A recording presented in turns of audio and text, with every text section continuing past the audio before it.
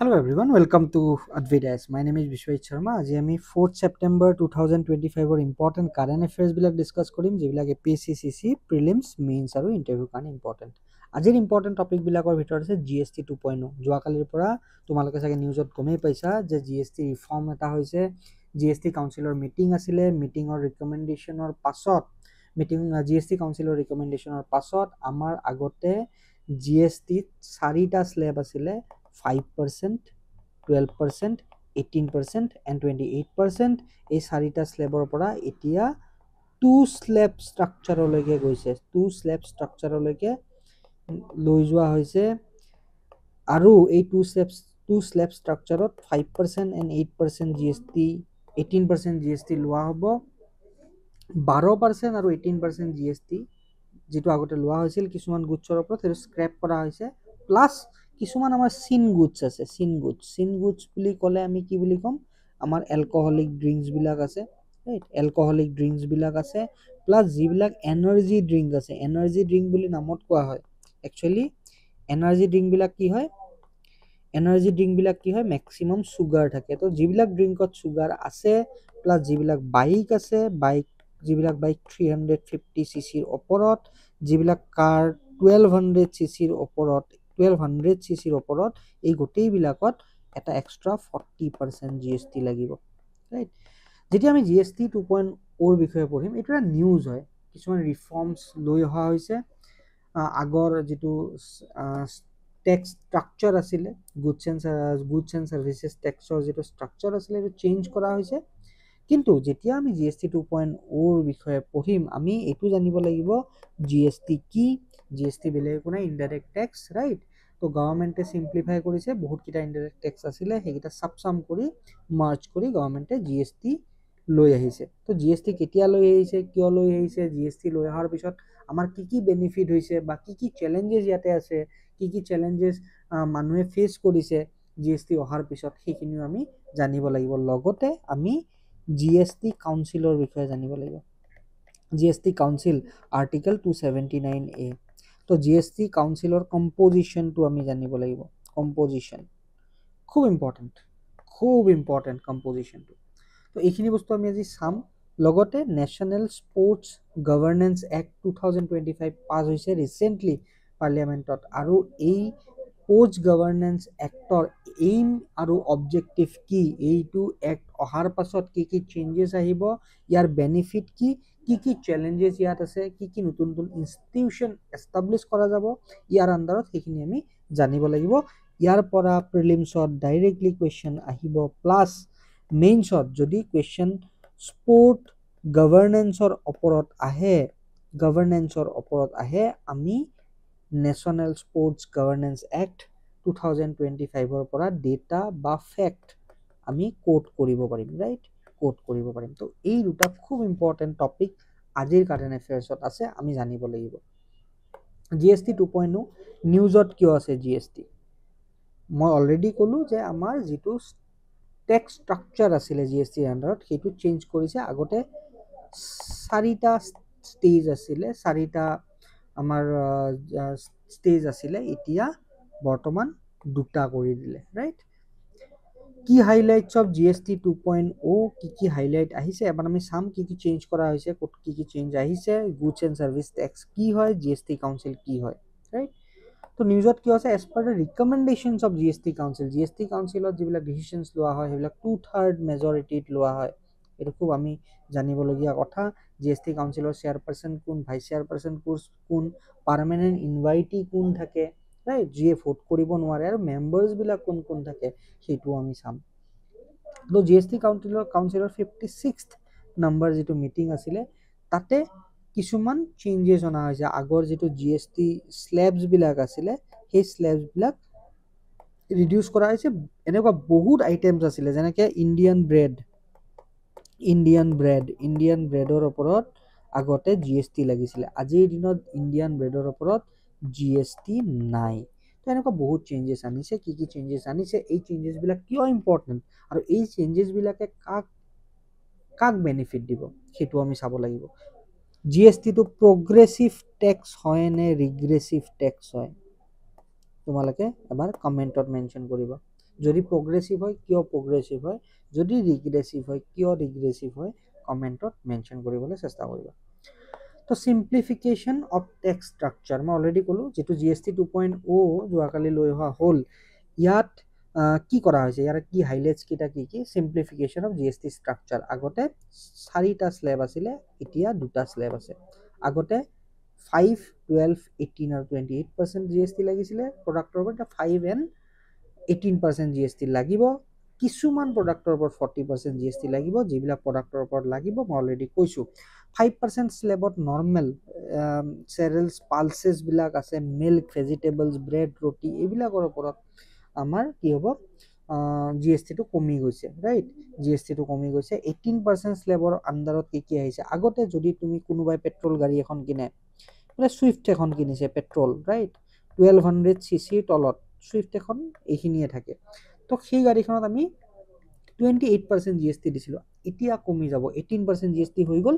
তাৰ মানে সেই গাড়ীখন, যিখন গাড়ীৰ চিচিটো, যিখন গাড়ীৰ 1200 cc তলত, সেই গাড়ীবিলাকৰ দাম কমি যাব। যিবিলাক বাইক আছিলে, যিবিলাক বাইক 350 cc তলৰ বাইক, সেই বাইকবিলাকৰ প্ৰাইচটো কমি যাব, ৰাইট।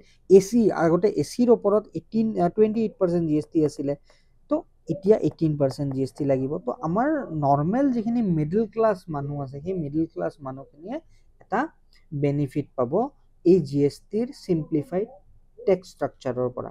লগতে যিবিলাক চিন গুড আছে, টবেকো, ৰাইট, য'ত চুগাৰ থাকে ড্ৰিংকবিলাকত, কোকো কোলা হৈ গ'ল, পেপচি হৈ গ'ল, এনাৰ্জি ড্ৰিংক হৈ গ'ল, যিবিলাক আছে আমাৰ ৰেড বুল বা যিবিলাক মাৰ্কেটত ষ্ট্ৰিং, এনেকুৱা এনাৰ্জি ড্ৰিংকবিলাক আছে, সেই এনাৰ্জি ড্ৰিংকবিলাকৰ প্ৰাইচটো বাঢ়ি যাব, ঠিক আছে। তো ইয়াৰে বেনিফিট কি, ডেইলি যিবিলাক এচেঞ্চিয়েল প্ৰডাক্ট আছে, যিবিলাক আমি ডে টু ডে লাইফত ব্যৱহাৰ কৰোঁ, সেইবিলাকৰ GST কমাই দিলে। তাৰ মানে কি, মিডল ক্লাছ, লোৱাৰ মিডল ক্লাছ মানুহে এটা সকাহ পাব, বস্তুৰ দামটো অলপ কমিব। হেল্থ কেয়াৰ, ইঞ্চুৰেঞ্চ ছেক্টৰত ইণ্ডিভিজুৱেল যদি হেল্থ ইঞ্চুৰেঞ্চ কোনোবাই লয়, আগতে GST 18% আছিল, নীল। মানে গভৰ্ণমেণ্টে কি বিচাৰিছে, গভৰ্ণমেণ্টে বিচাৰিছে যে ভাৰতৰ প্ৰত্যেকজন মানুহেই নিজৰ হেল্থ ইঞ্চুৰেঞ্চটো কৰাই লওক। হেল্থ ইঞ্চুৰেঞ্চটো খুব ইম্পৰ্টেণ্ট। যদি কালি কোনোবা এজন মানুহ হস্পিটেলত যায়, হস্পিটেলত যোৱাৰ লগে লগে কি হ'ব, মানুহজনৰ খৰচ বহুত বাঢ়ি যাব, ইমান টকা মানুহজনে দিব নোৱাৰে। যদি ইঞ্চুৰেঞ্চ কৰা থাকে, তেওঁ সকাহ পায়। এতিয়া আমি দেখা পাম যেতিয়া হেল্থ ছেক্টৰত হেল্থ ইঞ্চুৰেঞ্চৰ কমাই দিলে, GSTটো কমাই দিলে, আমি দেখা পাম যে মানুহে ইঞ্চুৰেঞ্চ বেছিকৈ কৰিব, কাৰণ ইঞ্চুৰেঞ্চৰ প্ৰাইচ কমি যাব। যেতিয়া মানুহে বেছিকৈ ইঞ্চুৰেঞ্চ কৰিব, কোম্পানীবিলাকে বেনিফিট পাব,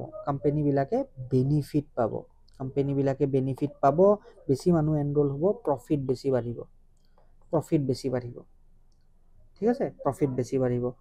আৰু লগতে যেতিয়া, যদি তোমাৰ চাবৰ মন আছে, কেতিয়াবা যাবা শ্বেয়াৰ মাৰ্কেটত, চাবা শ্বেয়াৰ মাৰ্কেটত যিবিলাক ইঞ্চুৰেঞ্চ কোম্পানী আছে, সেই ইঞ্চুৰেঞ্চ কোম্পানীবিলাকৰ শ্বেয়াৰ প্ৰাইচবিলাক বাঢ়ি যাব আজিৰ পৰা বা যোৱাকালিৰ পৰা, অলৰেডি বাঢ়িছে, যিবিলাকে জানে। এডুকেশ্যন, নৰ্মেল যিবিলাক এক্সাৰচাইজ বুকছ আছে, নোটবুকছ আছে, সেইবিলাকৰ দাম কমিব, এডুকেশ্যনটো অলপমান এফৰ্ডেবল হ'ব। এগ্ৰিকালচাৰ, ট্ৰেক্টৰ্ছৰ ওপৰত 12% GST আছিল, এতিয়া 5%। তো গভৰ্ণমেণ্টে যিখিনি আমাৰ ফাৰ্মাৰ আছে, সেই ফাৰ্মাৰখিনিকো হেল্প কৰিবলৈ চেষ্টা কৰিছে। অটোমোবাইলছ, মই অলৰেডি কাৰ বা বাইকৰ কথা ক'লোঁ, যিবিলাক নৰ্মেল কাৰ বাইকছ আছে, সেইবিলাকত GSTটো কমিছে, 28ৰ পৰা 18% হৈছে। তাৰ মানে কি, এই লোৱাৰ মিডল ক্লাছ বা মিডল ক্লাছ মানুহখিনিয়ে সকাহ পাব। যাৰ টকা আছে, কোনোবাই বোলে 1200 cc ওপৰত থকা গাড়ী কিনিছে, তেতিয়াহ'লে তেওঁ আকৌ GST বেছিকৈ দিব লাগিব, 40% GST দিব লাগিব, ৰাইট। ইলেক্ট্ৰিক এপ্লায়েন্সেছ, মই AC বা টিভিৰ কথা ক'লোঁ। নৰ্মেল মানুহে ঘৰত টিভি চাই বা AC চবৰে আজিকালি থাকেই, গৰম বাঢ়িছে, গ্ল'বেল ৱাৰ্মিং বাঢ়িছে, আজিকালি ACটো লাক্সাৰী নহয়, নেচেচিটি হৈ গৈছে। তো ACৰ ওপৰতো GSTটো কমাই দিয়া হৈছে। তো ইয়াৰ বেনিফিটটো মেইনলি কোনে পাব, বেনিফিটটো মিডল ক্লাছ আৰু লোৱাৰ মিডল ক্লাছে পাব, মিডল ক্লাছ এণ্ড লোৱাৰ মিডল ক্লাছে পাব, ৰাইট। মিডল ক্লাছ আৰু লোৱাৰ মিডল ক্লাছে সদায় কৈ থাকে যে আমাৰ একো বেনিফিট নাথাকে। এই GSTৰ যিটো ৰিফৰ্মছ আহিছে, তাৰ পৰা মিডল ক্লাছ আৰু লোৱাৰ মিডল ক্লাছে বেনিফিট পাব। নেক্সট কি হাইলাইট কি আছে, কমপ্লায়েন্স ৰিফৰ্মছ। এতিয়া যিটো GST ৰিটাৰ্ণ কৰা যায়, আগতে কোৱাৰ্টাৰলিও ৰিটাৰ্ণ কৰিব পাৰি, মান্থলিও ৰিটাৰ্ণ কৰিব পাৰি। তো GST ৰিটাৰ্ণ কৰা প্ৰচেছটো চিম্প্লিফাই কৰিবলৈ গভৰ্ণমেণ্টে চেষ্টা কৰিছে এই নতুন ৰিফৰ্মৰ জৰিয়তে। ৰিলিফ টু দ্য স্মল বিজনেছেছ, যিখিনি স্মল বিজনেছেছ আছে, ঠিক আছে এটা থ্ৰেশহোল্ডটো বঢ়াই দিছে জিএসটি ৰেজিষ্ট্ৰেশ্যনৰ যদি কোনোবা এটা কোম্পানী আছে আগতে নৰ্মেল কোনোবা এটা কোম্পানী 20 লাখৰ ওপৰত যদি কাৰোবাৰ টাৰ্নঅভাৰ হয় জিএসটি দিব লাগিব কৰিব লাগিব এই থ্ৰেশহোল্ডটো বঢ়াই দিছে ঠিক আছে quarterly filing option for businesses up to a set turnover something এটা টাৰ্নঅভাৰ আছে সেই টাৰ্নঅভাৰৰ তলত যিখিনি কোম্পানী আছে সিহঁতে কোৱাৰ্টাৰলি ফাইলিং অপশ্যন এটা আছে ৰাইট আৰু কম্পোজিশন স্কিম কিছুমান এনেকুৱা কম্পোজিট স্কিম আছে যে 5% জিএসটি দিব লাগিব তুমি যি সেল কৰিছা যি কিনিছা একো মতলব নাই 5% জিএসটি দিব লাগিব তো এনেকুৱা কিছু কম্পোজিট স্কিম আছে সেই কম্পোজিট স্কিমখিনিৰ ৰেঞ্জটো বঢ়াই দিছে যাতে এমএসএমই সেক্টৰটোৱে বেনিফিট পায় ৰাইট তো এইবিলাক বস্তু আমি মনত ৰাখিব লাগে সব বস্তুৰ আমি নোট বনাব নালাগে আমি যদি পঢ়িও যাওঁ যিখিনি বস্তু আমাৰ মনত থাকে তাৰ পৰা আমি ধুনীয়া আনসাৰ এটা লিখিব পাৰিম টেকনলজি এণ্ড ট্ৰান্সপাৰেন্সিৰ ওপৰত গুৰুত্ব দিয়া হৈছে এআই ইণ্টিগ্ৰেশ্যনৰ কথা কোৱা হৈছে স্পেচিফিক সেক্টৰ মেজাৰ্স কিছুমান লোৱা হৈছে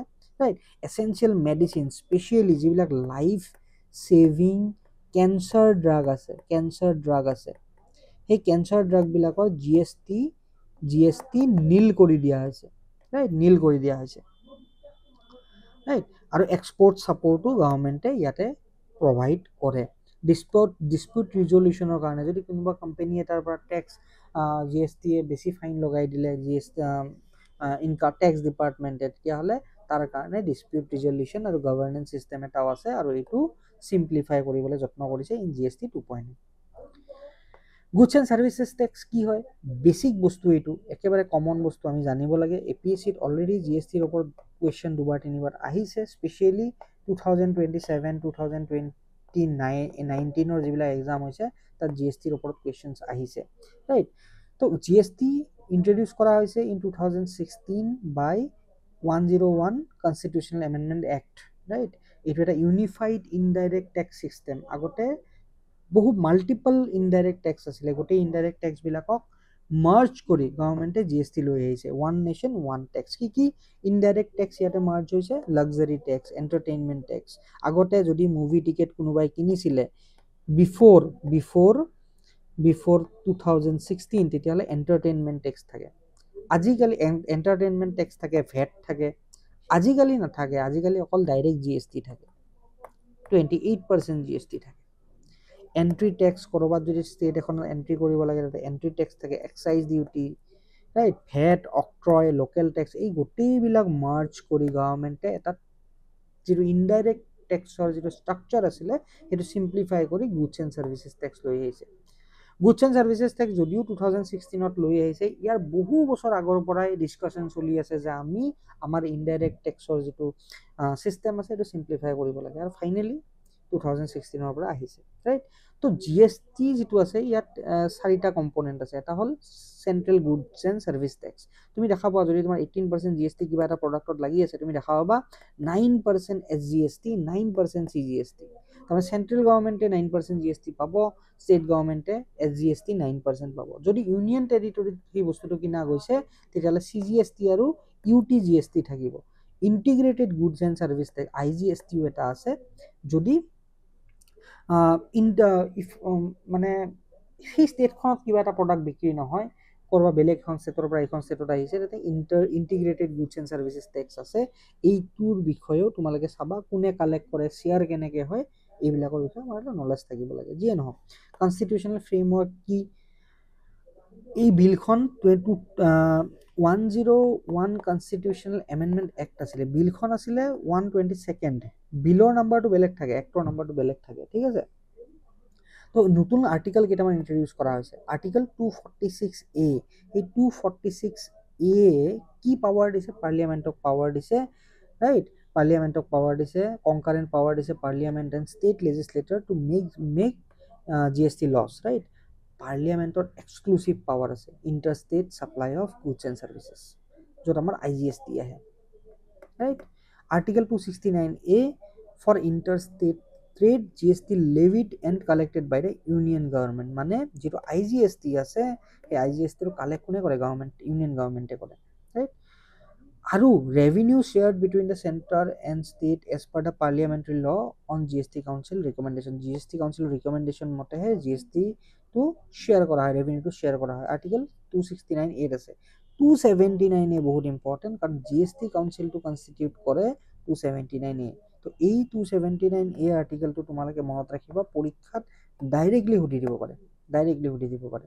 তো জিএসটি কাউন্সিল যে কম্পোজিশন কৰা হয়, জিএসটি কাউন্সিল কি এটা constitutional body, because constitutional article এটাই এই বডিটো এষ্টাব্লিছ কৰিছে। অসমীয়াখিনিও আছে, তোমালোকে চাই ল'বা পিপিটিখনত। তো জিএসটি কাউন্সিল এটা কনস্টিটিউশনাল বডি, ফাংশনস কি আছে, রিকমেন্ডেশন করে ইউনিয়ন আর স্টেট গভর্নমেন্টক, রাইট, পলিসি ফর্মুলেট করে, রুলস এন্ড রেগুলেশন ফ্রেম করে, ডিসপিউট রিজলিউশন করে, right, related to GST implementation. Secretariat code আছে দিল্লি। ইয়ার কম্পোজিশনটো ইম্পর্টেন্ট। কম্পোজিশন কি, চেয়ারপারসন ইউনিয়ন ফাইনেন্স মিনিস্টার, আজিৰ দিনত কোন, নিৰ্মলা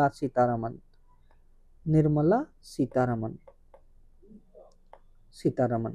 ভাইস চেয়াৰপাৰসন কোন, আমাৰ ষ্টেটৰ ফাইনেন্সৰ লগত ৰিলেটেড যিজন মিনিষ্টাৰ থাকে, যেনেকৈ অসমৰ বিত্তমন্ত্ৰী আছে, তেনেকুৱা প্ৰত্যেকখন ষ্টেটৰ ৰিপ্ৰেজেণ্টেটিভ যায়। সেই ৰিপ্ৰেজেণ্টেটিভবিলাকৰ ভিতৰত এজনক ভাইচ চেয়াৰপাৰসন হিচাপে চুজ কৰা যায়, ৰাইট। মেম্বাৰ্ছ কোন কোন থাকে, union minister of state in charge of revenue and finances. তো এজন কেবিনেট মিনিষ্টাৰ থাকে, এজন ইউনিয়ন মিনিষ্টাৰ অফ ষ্টেট থাকে, ৰেভিনিউ বা ফাইনেন্সৰ দায়িত্বত তেওঁ থাকে, প্লাছ ষ্টেটৰ যিজন বিত্তমন্ত্ৰী থাকে, ফাইনেন্স মিনিষ্টাৰ থাকে, তেওঁ মেম্বাৰ হৈ থাকে। গোটেই ডিচিশ্যনবিলাক 2/3 মেজৰিটিত হয়, এজন পাৰ্মানেণ্ট মেম্বাৰ থাকে যিয়ে ভোট কৰিব নোৱাৰে। সদায় মনত ৰাখিব, পাৰ্মানেণ্ট ইনভাইটি যিজন থাকিব তেওঁ ভোট কৰিব নোৱাৰে, আৰু সেইজন হ'ব chairperson of CBIC, central board of indirect taxes and customs. আৰু এজন এক্স অফিচিঅ ছেক্ৰেটাৰী থাকে, সেইজন কি, ইউনিয়ন ৰেভিনিউ ছেক্ৰেটাৰী। এইজন এজন IAS অফিচাৰ, যিজন officer union revenue secretary, department of revenue, ministry of finance. বহুত পাৱাৰফুল মানুহ। তো মেইনছৰ কাৰণে কুৱেশ্যন কি আহিব পাৰে, the government has initiated the discussions on GST 2.0 to simplify compliance. Already আহি গ'ল, GST ৰিফৰ্মছ আহি গ'ল। এতিয়া ক্ৰিটিকেলি এনালাইজ কৰিব কৈছে challenges in the current GST regime and suggest reforms necessary for GST 2.0 to become truly good and simple tax.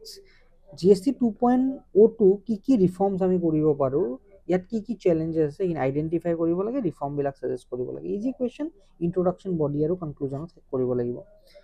Next topic, national sport governance act 2025, very important. কিয় important, আমাৰ যিটো sport governance আছে, ক্ৰীড়াৰ লগত জড়িত যিটো শাসন ব্যৱস্থা আছে, সেই শাসন ব্যৱস্থাটো ইম্প্ৰুভ কৰিবৰ কাৰণে গভৰ্ণমেণ্টে এই এক্টটো লৈ আহিছে।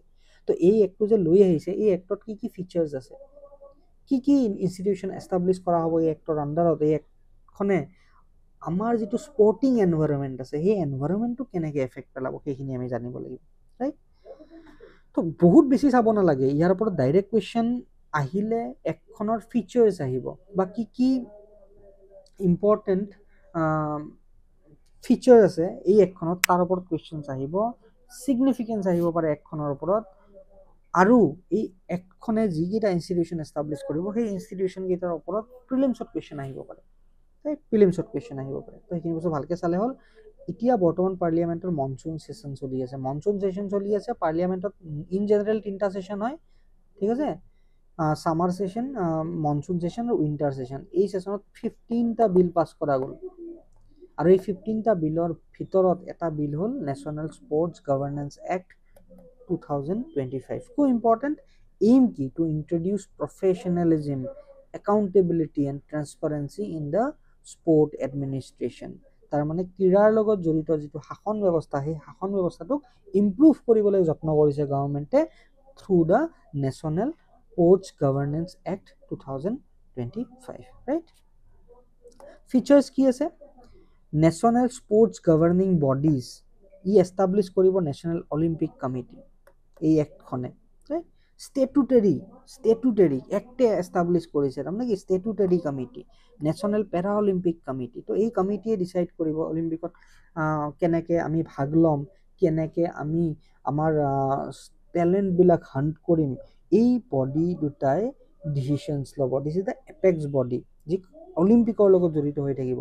Plus national and regional sport ফেডাৰেশ্যনছবিলাক এষ্টাব্লিছ কৰিব, right, for each designated sport. বেলেগ স্পৰ্টিং ইভেণ্ট আছে, সেই ইভেণ্টবিলাকৰ কাৰণে বেলেগ ফেডাৰেশ্যনছ থাকিব। This bodies will have affiliation with the international federation মানে international Olympic committee, international Olympic কমিটিত এফিলিয়েশ্যন থাকিব এই গভৰ্নেন্স বডিবিলাকত, ৰাইট। মেণ্ডেট কি? Formation of committee for functioning, adoption of code of ethics, code of ethics এটা থাকিব for members, affiliates, athlete, coaches and স্পনচাৰ্ছ।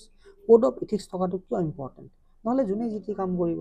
আমি বহুত ইছ্যুজ দেখা পাওঁ, কোচবিলাকে স্পৰ্টিং পাৰ্চনবিলাকক ব্লেকমেইল কৰে, ছেক্সুৱেলি এবিউজ কৰে, সেইবিলাক যাতে নাথাকে আমাৰ স্পৰ্টিং কালচাৰটোত। আমাৰ যিটো আমি যিটো চেষ্টা কৰি আছোঁ আমি স্পৰ্টছত আগুৱাই যাম, ইয়াতে যাতে এনেকুৱা এটা আমি এনভাইৰনমেণ্ট ক্ৰিয়েট কৰিব পাৰোঁ যিটো এনভাইৰনমেণ্ট ইনক্লুচিভ থাকে, তাত চব মানুহখিনি যিবিলাক এথলিট থাকিব, কোচেছ থাকিব, ছাপৰ্টিং ষ্টাফ থাকিব, চবেই যাতে এটা ছেফ এনভাইৰনমেণ্ট পায়, ৰাইট। তো এইটোৰ কাৰণে কোড অফ ইথিক্সটো খুব দৰকাৰ। গ্ৰেভিয়েন্স ৰিড্ৰেচেল মেকানিজিম এটা থাকিব, যদি কমপ্লেইন থাকে সেই কমপ্লেইনৰ ওপৰত আমাৰ এটা মেকানিজিম থাকিব, যদি আমি সেই কমপ্লেইন পাওঁ আমি কি কৰিম, ডিছপিউটটো ৰিজলিউশ্যন কৰিবলৈ চেষ্টা কৰা যাব। International charters and statutes will permanently govern in case of conflict.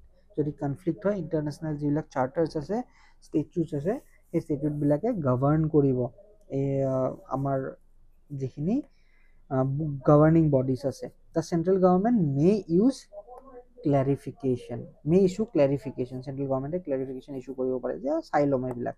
Administrative structure of national bodies, administrative ষ্ট্ৰাকচাৰটো কেনেকুৱা হ'ব, এটা জেনেৰেল বডি থাকিব, equal representation of affiliate members and ex officio members, executive committee এটা থাকিব, খুব ইম্পৰ্টেণ্ট ডিচিশ্যন মেকিং কমিটি এইটো এটা, আপ টু 15 মেম্বাৰ্ছ। এই যিখিনি ইনষ্টিটিউশ্যন এষ্টাব্লিছ কৰা যাব, ইয়াত 15জন মেম্বাৰ থাকিব, ইনক্লুডিং 2জন আউটষ্টেণ্ডিং স্পৰ্টছ পাৰ্চন থাকিব, 4গৰাকী ওমেন থাকিব। তাৰমানে ওমেনকো ডিচিশ্যন মেকিঙত ইনভলভ কৰা যাব, যিটো বহুত ইম্পৰ্টেণ্ট। ইলিজিবিলিটি কণ্ডিশ্যন কি? 25ৰ পৰা 70 বছৰৰ ভিতৰত হ'ব সেই এথলিটজন বা সেই স্পৰ্ট পাৰ্চনজন বা সেইগৰাকী ওমেন। ইন ফিউ চাৰ্কামষ্টেঞ্চেছ 75লৈকেও তেওঁক এপইণ্ট কৰিব পৰা যাব, if allowed by the international rules, compliance with the international rules on age and term limits. International ৰুলৰ লগতো কমপ্লায়েন্স কৰা যাব। অফিচ বিয়াৰাৰ কোন? President, secretary general, treasurer, right. Head এই যিখিনি নেশ্যনেল বডিজ আছে, স্পৰ্টিং বডিজ আছে, সেই স্পৰ্টিং বডিজবিলাকত প্ৰেচিডেণ্ট থাকিব, ছেক্ৰেটাৰী জেনেৰেল থাকিব, ট্ৰেজাৰাৰ থাকিব। ট্ৰেজাৰাৰে কি কৰিব? ফাইনেন্সটো তেওঁ হেণ্ডেল কৰিব। Must be an outstanding sports person or have served 2 terms in the executive committee. Executive কমিটিৰ তেওঁ 2টা টাৰ্মত মেম্বাৰ হৈ থাকিব লাগিব, তেতিয়াহে তেওঁ প্ৰেচিডেণ্ট, ছেক্ৰেটাৰী জেনেৰেল বা ট্ৰেজাৰাৰৰ কাৰণে তেওঁ ইলিজিবল হ'ব। তো এই টাৰ্মছ এণ্ড কণ্ডিশ্যনবিলাক চাই ল'ব লাগিব। 3টা কনজিকিউটিভ টাৰ্মৰ ওপৰত তেওঁ থাকিব নোৱাৰে, এইটো খুব ইম্পৰ্টেণ্ট। তো ইয়াৰ ওপৰত কুৱেশ্যন আহিব, ইলিজিবিলিটিৰ ওপৰত কুৱেশ্যন আহিব, যদি আহে প্ৰিলিমছত আহিব, মেইনছত নাহে। নেশ্যনেল স্পৰ্টছ বৰ্ড কি হয়? ছেইম ৱেত তোমালোকে চাই ল'বা এইখিনি, ইয়াতে ধুনীয়াকৈ লিখা আছে। কম্পজিশ্যনটো চাবা, chairperson, members with expertise in public administration. Public administration হৈ গ'লে IAS IPS অফিচাৰ্ছবিলাকো হ'ব, প্লাছ মিনিষ্টাৰ্ছ বা আমাৰ MLA বিলাকো হ'ব। স্পৰ্টছ ল, স্পৰ্ট গভৰ্নেন্স চাবা, কম্পজিশ্যনটো কি, right. Appointed by the central government, central গভৰ্ণমেণ্টে এপইণ্ট কৰিব on recommendation of search cum selection committee. Search cum selection কমিটিত কোন থাকিব সেইটো খুব important, right. National sports tribunal, যদি কালি কিবা ডিছপিউট হয়, সেই ডিছপিউটটো ক'ত যাব? কোৰ্টত যাব। তো স্পৰ্টছৰ কাৰণে ট্ৰিবিউনেল থাকিব।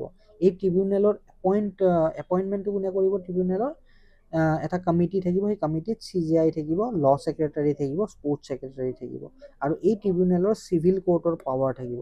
কাৰোবাক যদি বেন কৰিব লাগে, বেন কৰি দিব পাৰিব, ৰাইট।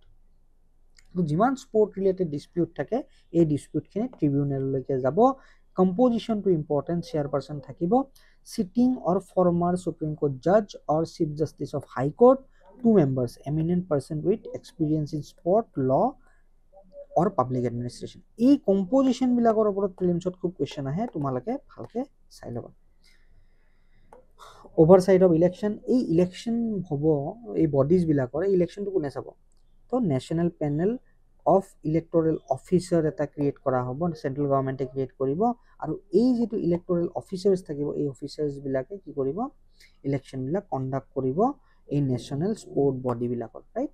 খুব ইম্পৰ্টেণ্ট পাৱাৰ অফ চেন্ট্ৰেল গভৰ্ণমেণ্টৰ পাৱাৰ কি আছে central government may exempt any national body or affiliates from provisions of the bill in public interest for the promotion of sportৰ কাৰণে চেন্ট্ৰেল গভৰ্ণমেণ্টে কিছুমান স্পেচিয়েল চেন্ট্ৰেল গভৰ্ণমেণ্টৰ ডিসক্ৰিপশন থাকিব যিবিলাক চেন্ট্ৰেল গভৰ্ণমেণ্টে ইউজ কৰিব পাৰিব right তো মেইনছৰ কোৱেশ্চন কি national sport governance act 2025 has been hailed as a landmark reform aimed at professionalizing sport administration in India. discuss কৰিব কৈছে মানে তোমাৰ opinion তুমি ক'ব লাগিব তুমি discuss কৰিব লাগিব কি কি ইয়াতে হাইলাইট কৰিব লাগিব কি কি ইয়াৰে বেনিফিট আছে তাই কি কি চ্যালেঞ্জেস আছে চ্যালেঞ্জেস বিলাক ওভাৰকাম কৰিবলৈ কি কি সাজেশন তুমি দিবা তো ইয়াৰ ওপৰত তোমালোকে এটা আনসাৰ লিখিব পাৰা যেটো মেইনছৰ কাৰণে ইম্পৰ্টেন্ট হ'ব তো আমাৰ টেলিগ্ৰাম চেনেল তোমালোকে জয়েন কৰিব পাৰা ইনষ্টাগ্ৰাম চেনেল জয়েন কৰিব পাৰা আমাৰ এপ ডাউনলোড কৰিব পাৰা আডভিডাইছৰ য'ত তোমালোকে মেগাজিনছখিনি ফ্ৰীত পাবা যেটো অসমীয়া আৰু ইংৰাজী দুটা ল্যাঙ্গুৱেজতে আছে ঠিক আছে thank you everyone good night for today